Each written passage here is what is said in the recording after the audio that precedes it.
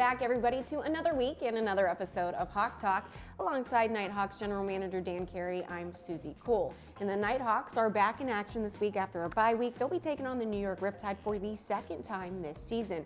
Last time we saw New York, though, a little bit different. Trades have been made, some staff changes. So where will new challenges be presented this weekend for the Knighthawks? It's always a challenge, especially going against a team that's going to be hungry for a win. They're going to be trying to fight and stay in that playoff race. So they're always a tough challenge.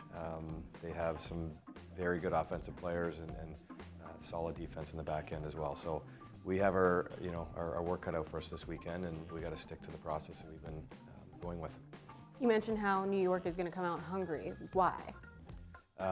Again, when you're in a position where you got to start putting some wins together to fight for a playoff spot, I think that's where they're going to be. They're going to be wanting to continue to prove themselves, and I think they've had a lot of really close games over the last few weeks, and it's going to be a tough challenge for us. So we better be ready for them to come into Rochester on Saturday.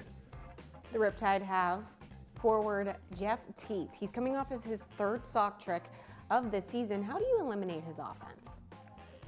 He's a world-class talent. I think, if you focus too much on him, then he's going to find a way to have everybody else elevate their game. He's not just a goal scorer. You mentioned the sock tricks that he's had.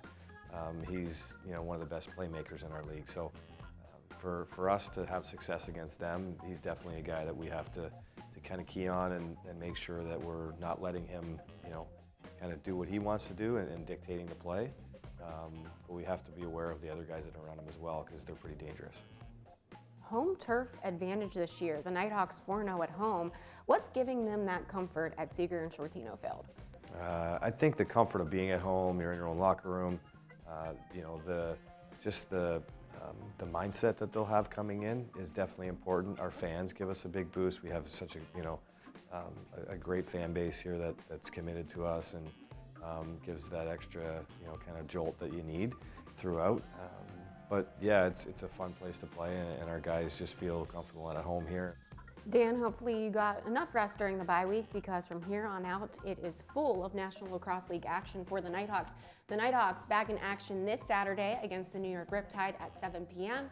That was another episode of Hawk Talk. We'll see you next week.